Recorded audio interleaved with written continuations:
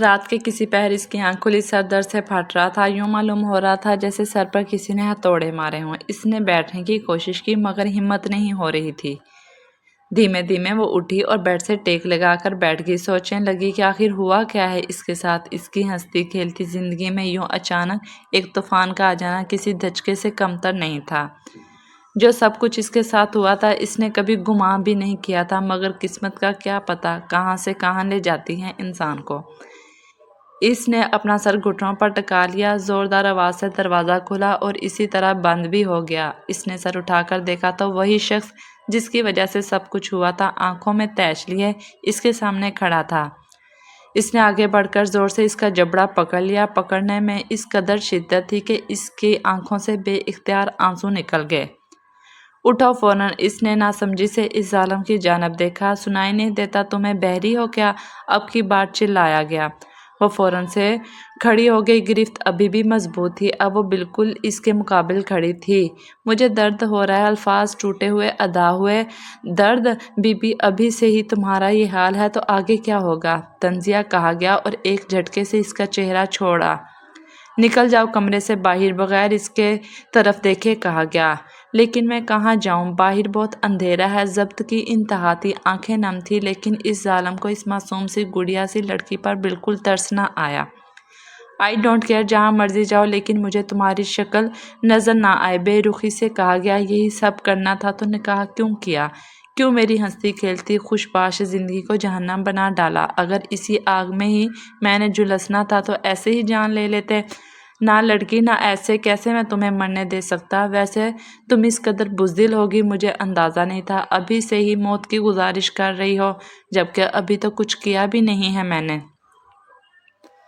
ابھی تو یہ شروعات ہے، تمہیں تو ساری زندگی یہ سب برداشت کرنا ہے۔ طنزیہ مسکراہٹ اور تلخ لہجے میں کہا گیا۔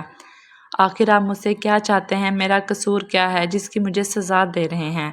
ویسے تو میرے تم پر بہت حساب بنتے ہیں، مگر میں صرف اس قدر اذیت دینا چاہتا ہوں کہ تم اپنی موت کی بھیک مانگو، لیکن یقین مانو تب بھی تمہیں نہیں بخشوں گا۔ غصے سے اس کی کلائی تھامتے ہوئے کہا گیا۔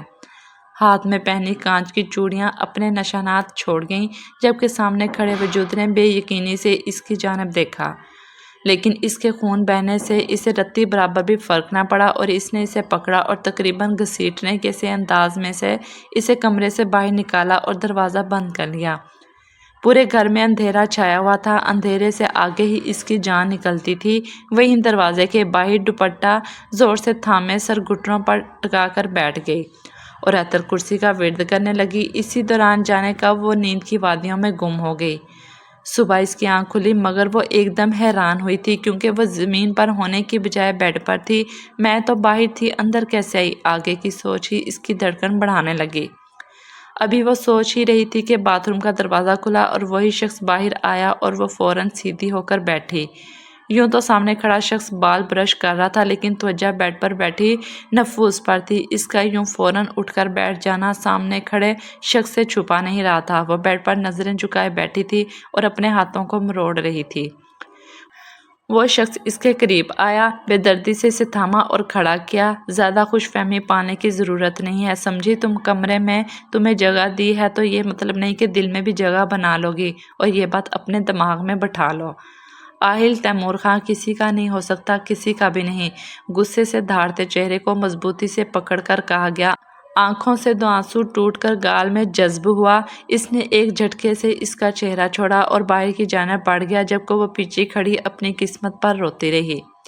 وہ شخص بظاہر تو بہت حسین تھا، کوئی بھی اس کی خوبصورتی کا اسیر ہو سکتا تھا۔ لمبا قد، چوڑا جسم، ہلکے بھورے بال جو کہ پیشانی پر بکھرے ہوئے تھے، ہلکی بھوری آنکھیں، گوری رنگت، ہر وقت چھائی سنجیدگی اس کی شخصیت کو مزید پرکشش بناتی تھی، لیکن اس قدر پتھر دل اور شفاق ہو سکتا تھا یہ صرف وہی جانتی تھی۔ لیکن اس کے پاس یہی وہ سہارا تھا تو سب کچھ برداشت کرنا اب اس کی مجبوری بن چکا تھا۔ کچھ دیر یوں ہی کھڑا رہنے کے بعد وہ فریش ہونے چلی گئی، باہر آئی، شیشے کے سامنے کھڑے ہو کر اپنا معائنہ کرنے لگی۔ لمبے سلکی بال، گوری رنگت، چہرے پر معصومیت، ہلکی بھوری آنکھیں، ان پر لمبی گھنی پلکیں ان کو مزید پرکشش بناتی تھیں۔ خوبصورت تو وہ بہت تھی، مگر خوبصورتی سے کیا ہوتا ہے، اصل بات تو قسمت کی ہوتی ہے۔ گہرا سانس لے کر وہ بیڈ پر آ کر بیٹھ گئی۔ اس کی نظر اپنی کلائیوں پر پڑی جو کہ زخمی تھی۔ اس نے افسوس سے ان کی جانب دیکھا۔ گوری کلائیوں پر زخم کے نشان واضح تھے۔ رات سے اس نے کچھ نہیں کھایا تھا تو بھوک کا احساس بھی ستانے لگا۔ وہ اٹھی اور کمرے سے باہر نکل گئی۔ اندھیرے میں وہ گھر کو نہیں دیکھ پائی تھی تو اب کافی حیرانگی سے گھر کا معائنہ کرنے لگی۔ یہ گھر 2 کمروں پر مشتمل تھا، ایک کمرہ اوپر جبکہ ایک نیچے کی جانب تھا۔ سیڑھیاں لاؤنج سے اوپر کی جانب جاتی تھیں۔ لاؤنج کافی بڑا تھا، اس میں موجود فرنیچر سے ہی اعلیٰ ذوق و نفاست کا معلوم ہوتا تھا۔ ہر جگہ کو بہت خوبصورتی سے سیٹ کیا گیا تھا۔ لاؤنج سے باہر نکل کر گیراج تھا اور ساتھ کافی بڑا لان تھا۔ پھول اور پودے اس کی خوبصورتی کو مزید بڑھا رہے تھے۔ پورا گھر ہی بہت خوبصورتی سے سیٹ کیا گیا تھا۔ وہ پورا گھر دیکھ کر کچن میں چلی گئی۔ کچن بھی بہت خوبصورت تھا، اندر ہی ڈائننگ ٹیبل پڑا ہوا تھا۔ وہ اس قدر گھر میں اکیلی موجود تھی، بھوک کا احساس بڑھ رہا تھا۔ اس نے فریج کھولی لیکن فریج خالی تھی۔ تھک ہار کر وہ واپس کمرے میں چلی گئی اور اس شخص کو کوسنے لگی۔ وہ ابھی اسے ہی کوس رہی تھی کہ کمرے کا دروازہ کھلا اور وہی شخص کمرے میں داخل ہوا۔ اس کے ہاتھ میں چند شاپنگ بیگز تھے۔ اس نے وہ بیڈ پر پھینکے۔ ان میں کپڑے ہیں، تمہارے لیے چینج کر لو اور نیچے آ کر کھانا نکالو، اس نے حکمیہ انداز میں کہا اور باہر چلا گیا۔ عائشہ کی نظر اپنے کپڑوں پر پڑی۔ وہ ابھی تک نکاح والے لباس میں ہی موجود تھی۔ وہ بھی اٹھی اور فوراً کپڑے تبدیل کیے اور نیچے آ گئی۔ آہل لاؤنج میں بیٹھا صوفے سے سر ٹکائے آنکھیں موندے بیٹھا تھا۔ وہ خاموشی سے کچن کی جانب بڑھ گئی۔ ٹیبل پر چوپڑ پڑے تھے، اس نے وہ اٹھائے اور کھانا نکالنے لگی۔ کھانا نکالنے کے بعد وہ باہر کی جانب بڑھ گئی۔ کھانا لگ گیا ہے، نظریں جھکائے ہاتھوں کو مروڑ کر کہا گیا، جبکہ بات کرتے وقت ہونٹ لرز رہے تھے۔ آہل نے آنکھیں کھولی اور اس کی جانب دیکھا۔ وہ اس کے لائے ہوئے لباس میں موجود تھی۔ اچھا، وہ یہ کہہ کر اٹھا اور کچن کی جانب بڑھ گیا۔ وہ بھی اس کے پیچھے لپکی۔ کھانا خاموشی سے کھایا گیا۔ سب کچھ سمیٹ کر کمرے میں کافی لے آؤ، وہ حکم دیتا بغیر اس کی بات سنے اوپر کمرے کی جانب بڑھ گیا۔ عائشہ نے برتن سمیٹے اور اوپر کی جانب بڑھ گئی۔ کمرے کا دروازہ کھولا تو سامنے آہل کنگ سائز بیڈ پر ٹیک لگائے بیٹھا تھا۔ عائشہ دروازہ کے پاس کھڑی تھی اور الفاظ جمع کرنے لگی کہ کیسے مخاطب کرے۔ کیا ہوا، کچھ کہنا ہے؟ وہ جب سے یہاں آئی تھی پہلی بار آہل نے اسے نرم لہجے میں مخاطب کیا تھا۔ وہ ابھی اس نے یہی کہا تھا کہ وہ اس کے مقابل کھڑا ہو گیا۔ عائشہ اس کی اس حرکت پر کانپ اٹھی تھی۔ کیا وہ؟ آہل قریب ہوا۔ آج وہ عائشہ کو حیران کرنے پر تلا تھا۔ کافی کا سامان نہیں ہے، اس نے دھیمے لہجے میں نظریں جھکائے کہا۔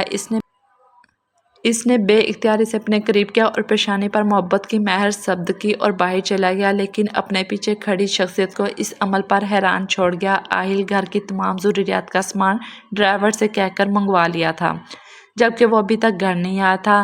عائشہ کافی بنا کر کمرے کی جانب بڑھ گئی۔ کمرے میں موجود ٹیبل پر کافی رکھی اور بیڈ پر بیٹھ گئی اور کچھ لمحے پہلے والا واقعہ یاد کرنے لگی۔ اس نے بے اختیار اپنا ہاتھ اپنی پیشانی پر رکھا، جیسے اب بھی اس کے ہونٹ اپنی پیشانی پر محسوس کر رہی ہے۔ وہ اپنے ہی خیالوں میں بیٹھی تھی۔ اسے معلوم ہی نہ ہوا کہ کب آہل آیا اور اس کے سامنے کھڑا تھا۔ وہ اس کی یہ حرکت دیکھ چکا تھا۔ اپنے اوپر نظروں کی تپش محسوس کر کے اس نے نظریں اٹھائیں تو وہ ظالم سامنے کھڑا تھا۔ وہ فوراً کھڑی ہوئی۔ آپ کب آئے؟ اس نے جھجکتے ہوئے سوال کیا۔ جب تم سوچوں میں گم تھی، طنز کیا گیا۔ عائشہ ایک دم شرمندہ ہوئی۔ وہ وہاں سے گزرنے لگی تھی۔ جب اس نے اس کی کلائی تھام لی، وہ جھٹکے سے پیچھے ہوئی۔ اس سے پہلے کہ وہ اس کے چوڑے سینے سے ٹکراتی فوراً سنبھلی۔ کوئی غلط بات سمجھنے کی ضرورت نہیں ہے، جو کچھ بھی ہوا وہ سب بس ایک مجبوری تھا، سمجھی تم؟ گرفت مضبوط ہوئی۔ عائشہ نے آنکھیں میچ لیں۔ اس کی ایک سسکی نکلی۔ آہل نے اسے دیکھا اور پھر اس کی کلائی کو، جہاں پر چوڑیاں ٹوٹنے کے نشانات تھے۔ اس نے فوراً اس کی کلائی چھوڑی اور ڈریسنگ کی طرف بڑھا۔ کچھ ہی سیکنڈز میں وہ باہر آیا تھا، لیکن اس کے ہاتھ میں فرسٹ ایڈ باکس تھا۔ عائشہ ابھی بھی ویسے ہی وہاں کھڑی تھی۔ آہل نے اسے شانوں سے تھاما اور بیڈ پر بٹھایا اور خود پنجوں کے بل زمین پر بیٹھ گیا۔ آرام سے اس کی کلائی تھامی اور ٹیوب لگائی۔ یہ سب اس نے بہت نرمی سے کیا تھا، جیسے کوئی نازک چیز ہو۔ عائشہ اس دھوپ چھاؤں سے شخص کو دیکھ رہی تھی۔ پہلے خود ہی زخم دیتا ہے اور پھر خود ان کی مرہم کرتا ہے، عائشہ نے سوچا۔ آہل اس کی نظریں اپنے اوپر محسوس کر سکتا تھا۔ تمام کارروائی کے بعد وہ خاموشی سے اٹھا، ہاتھ دھوئے कॉफ़ी का मग थमा और कमरे से बाहर निकल गया, जबकि आयशा इसी जगह को तकती रही जहाँ वो चंद पल पहले बैठा हुआ था। रात होने को थी, आहिल अब तक घर नहीं आया था। आयशा किचन में काम कर रही थी कि अचानक लाइट बंद हो गई। हर सू अंधेरा छा गया। इसका सांस एकदम जैसे फूलने लगा। वो वहीं खामोशी से ज़मीन पर बैठ गई और ऐतल कुर्सी का विर्द करने लगी। अभी कुछ ही देर हुई थी कि दरवाज़ा खुला और कदमों की आवाज़ आने लगी। आयशा ने ज़ोर से अपनी आंखें बंद कर लीं और अपने दुपट्टे को ज़ोर से थाम लिया और सर घुटनों पर टिका लिया। इसके पढ़ने में मज़ीद शिद्दत आई थी। इसके पढ़ने का शुगल अभी जारी था कि आहिल किचन में दाखिल हुआ। इसने टॉर्च ऑन की हुई थी। इसकी नज़र अचानक एक कोने पर बैठी आयशा पर पड़ी। इसको इसकी ये हालत देखकर बहुत हंसी आई। वो बिल्कुल एक छोटे बच्चे की तरह डरी सहमी बैठी थी। वो आहिस्ता आहिस्ता कदम उठाता इसकी जाने बढ़ा। इसने इसके सर पर हाथ रखा ही था कि आयशा की चीख पूरे किचन में गूंजी। उफ अल्लाह, मैं हूँ, क्या पागलों की तरह चिल्ला रही हो? आहिल ने अपने कान बंद करते हुए कहा। आयशा ने अपनी आंखें खोली तो सामने इसी जालिम को खड़ा पाया। एक तो इतनी लेट आते हैं, ऊपर से अच्छे भले इंसान की जान निकाल देते हैं, ऊपर से अंधेरा। अगर मुझे कुछ हो जाता या मैं मर जाती। इससे आगे वो कुछ बोलती, आहिल ने इसके होंठों पर उंगली रख दी। मेरे सिवा किसी को भी हक नहीं कि वो तुम्हें कोई नुकसान पहुंचाए, तो फिर ये अंधेरा क्या चीज़ है? और लगता है तुम्हें मरने का बहुत ही शौक है, मगर अफसोस यह मैं नहीं होने दूंगा। आहिल ने इसकी बात काटी और तल्खी से कहा। उफ, इस कदर नफरत थी लहजे में। आयशा की आंखें नम हुई। इसने इसके लबों से उंगली उठाई और बाहर की जानिब बढ़ गया। आयशा वहीं साकित खड़ी रही। आहिल ने बाहर जाकर देखा, यूपीएस बंद हो गया था। इसने ऑन किया और वापस अंदर की जानिब बढ़ गया। आयशा अभी भी वैसे ही खड़ी थी। आहिल ने एक नज़र इसे देखा और ऊपर चला गया। आयशा वापस अपने हवास में आई और बर्तन लगाने लगी। थोड़ी देर बाद आहिल भी रफ से हुलिये में किचन में दाखिल हुआ और खाना खाने बैठ गया।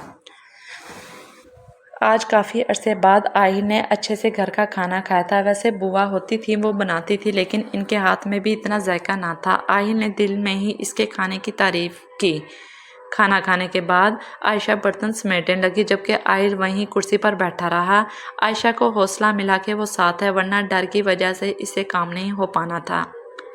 इसने जल्दी जल्दी सब कुछ समेटा। आहिल इसकी हर हरकत नोट कर रहा था, लेकिन ज़ाहिरी तौर पर अनजान बना बैठा था। वो जानता था कि आयशा को अकेले में डर लगता है, तो किसी एहसास के तहत वो वहीं बैठा रहा। वो खुद नहीं जानता कि वो क्यों इसका ख्याल कर रहा है। काम हो गया है, वो अपनी ही सोचों में बैठा था कि आयशा की आवाज़ आई। वो खामोशी से उठा और कमरे की जानिब बढ़ गया। आयशा भी इसके पीछे बोली, मैं सुबह से बुआ को बुला लूँगा। आहिल ने कहा। आयशा खामोश रही। वो आकर सब काम कर जाया करेंगी और जब तक मैं नहीं आऊँगा वो तुम्हारे साथ ही रहेंगी। इसने वजाहत दी। जी अच्छा। आयशा बस यही कह पाई, मैं अब थका हुआ हूँ और सोने लगा हूँ, तुम भी सो जाओ, क्योंकि अगर मैं सो गया तो फिर नहीं उठने वाला और मैं बिल्कुल बर्दाश्त नहीं करूँगा कि कोई मेरी नींद ख़राब करे।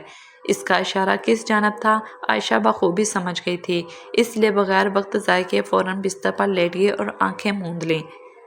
सुबह इसकी आंख खुली, कमरे में कोई भी मौजूद नहीं था। इसकी नज़र घड़ी पर पड़ी जो सुबह के 10 बजा रही थी, मतलब आहिल ऑफिस जा चुका था। इसने बेइख्तियार अपना सर थामा। ओहो, इतनी देर होगी। वो फ़ौरन उठी और फ्रेश होने चल दी। कुछ देर बाद वो बाहर निकली, बाल बांधे और नीचे की जानिब चल दी। अभी थोड़ी देर गुजरी थी कि दरवाजे पर घंटी बजी। पहले तो वो सोच में पड़ गई कि इस वक्त कौन आ सकता है, लेकिन कुछ याद आने पर दरवाजे की जानिब बढ़ी। दरवाज़ा खोला तो सामने एक खातून खड़ी थी। जी आप कौन? बेटा, आहिल ने बुलाया था, मैं इसकी बुआ हूँ, उन्होंने शफकत से कहा। आयशा साइड पर हुई और इन्हें अंदर आने का रास्ता दिया। बेटा, आपने नाश्ता कर लिया? उन्होंने सवाल किया। नहीं, असल में आज मैं देर से उठी थी तो बस। चलो आप बता दो कि क्या लोगी, मैं बना देती हूँ, उन्होंने शफकत से कहा। आयशा की आंखों में नमी आई, मगर इसने फ़ौरन छुपा ली। आयशा भी इनके पीछे किचन में चली गई और कुर्सी पर बैठ गई। बुआ साथ साथ आयशा के लिए नाश्ता बना रही थी और बातें भी कर रही थी, और आयशा बस इनके सवालात के जवाब दे रही थी। बेटा, आपके मामा बाबा कहाँ होते हैं? उन्होंने सवाल किया। मैं जब छोटी थी तब इनकी डेथ हो गई थी, इसने आस्तगी से जवाब दिया। बेटा, मुझे माफ़ कर दो, मुझे नहीं मालूम था, उन्होंने फ़ौरन माफ़ी मांग ली। نہیں نہیں کوئی بات نہیں۔ عائشہ بامشکل مسکرائی۔ بیٹا آپ شادی سے پہلے کیا کرتی تھی؟ انہوں نے موضوع بدلا۔ پڑھتی تھی، مختصر سا جواب آیا۔ تو یوں اچانک شادی؟ بس یہی سوال تھا جس سے وہ دور بھاگتی تھی۔ میں ذرا باہر دیکھ لوں، وہ یہ کہہ کر باہر نکل گئی۔ یہی وہ لمحہ تھا جب اس کی زندگی بدلی تھی، مگر کیا حقیقت تھی اس سے صرف وہی واقف تھی۔ ٹھنڈی ٹھنڈی ہوا نے صبح کو مزید خوشگوار بنا دیا تھا۔ پرندوں کے چہچہانے کی آواز بھی کہیں فضا میں شامل تھی جو اس وقت کو مزید خوبصورت بنا رہی تھی۔ یوں ہی صبح کی ایک دیوانی لان میں ٹہل رہی تھی اور پھولوں کو چھو رہی تھی اور خوش ہو رہی تھی۔ بیٹا اندر آ جاؤ، بیمار ہو جاؤ گی۔ وہ ابھی پھولوں کو چھو رہی تھی جب پیچھے سے آواز آئی، آنی یار آپ کو پتہ ہے نا مجھے وقت کتنا پسند ہے؟ اس نے اپنی باہیں پھیلائے گھوم کر آسمان کی طرف دیکھتے ہوئے کہا۔ بیٹا جانتی ہوں، لیکن بیمار پڑ جاؤ گی اور یونی کا بھی ٹائم ہونے والا ہے۔ شاباش اندر آؤ، انہوں نے شفقت سے کہا۔ آنی پلیز تھوڑی دیر، اس نے جیسے التجا کی۔ ٹھیک ہے، میں بھی پھر یہیں بیٹھ جاتی ہوں، جب تم تھک جاؤ تو مل کر اندر چلیں گے۔ انہوں نے جیسے فیصلہ سنایا۔ کیا یار آپ ہمیشہ مجھے ایسے ہی بلیک میل کرتی ہیں؟ اس نے روتی شکل بنا کر کہا۔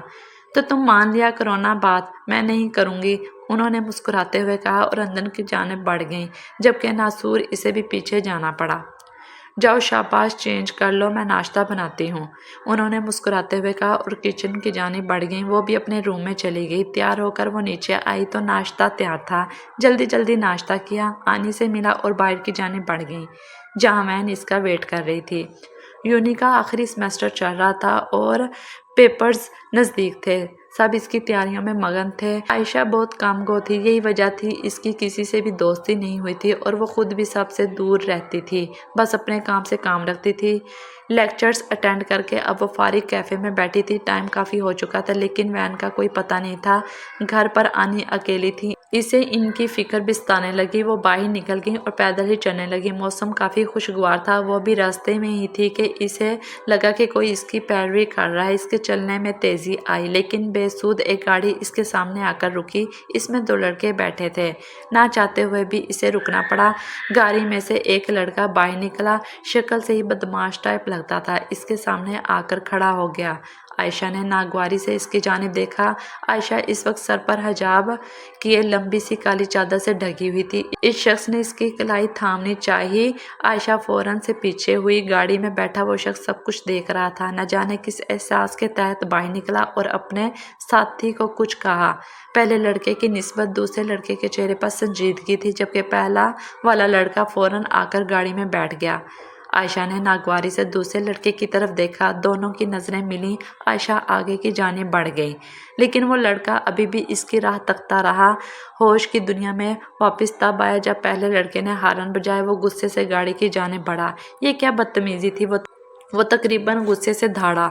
کیا ہوا؟ ریلیکس برو۔ کیا مطلب ریلیکس؟ تم نے کہا تھا کہ تم اس کو جانتے ہو، لیکن اس کی ناگواری سے واضح ہو رہا تھا کہ وہ تم کو جانتی تک نہیں، اس نے غصے سے کہا۔ یار تو باہر سے آیا ہے، لگتا تو نہیں ہے ابھی بھی وہی پرانی سوچ ہے تیری، تو اب تک تو نہیں بدلا، اس نے ہنستے ہوئے کہا، جبکہ آئل کا دل کر رہا تھا ابھی اور اسی وقت اس کے دانت نکال دے۔ آئل نے اپنا بچپن باہر گزارا تھا، پھر اپنے پیرنٹس کے ساتھ پاکستان شفٹ ہو گیا تھا، لیکن وہ اپنی حدود سے واقف تھا اور اس نے کبھی بھی اس دائرے سے باہر نکلنے کی کوشش نہیں کی تھی۔ اس کے فادر بہت بڑے بزنس مین تھے۔ ابھی آہل کا کالج کمپلیٹ ہوا تھا جب اس کے والدین کار حادثے میں اس دنیا سے رخصت ہو گئے تھے۔ تب سے اس کے چہرے پر سنجیدگی ہی رہتی اور اس نے چھوٹی عمر میں ہی سارا بزنس سنبھالا ہوا تھا۔ تو باہر جانے کا یہ مطلب تو نہیں کہ انسان اپنے قاعدے و قوانین ہی بھول جائے، آئل نے تلخیہ لہجے میں کہا۔ اچھا برو سوری، چل اب عالیہ ویٹ کر رہی ہوگی، اس نے کمینگی سے کہا، جبکہ آئل افسوس سے اس کی جانب دیکھتا رہا۔ آئل کی کچھ عرصہ پہلے ہی عفان سے دوستی ہوئی تھی۔ آئل لڑکیوں سے دور بھاگتا تھا جبکہ وہ بالکل مختلف تھا۔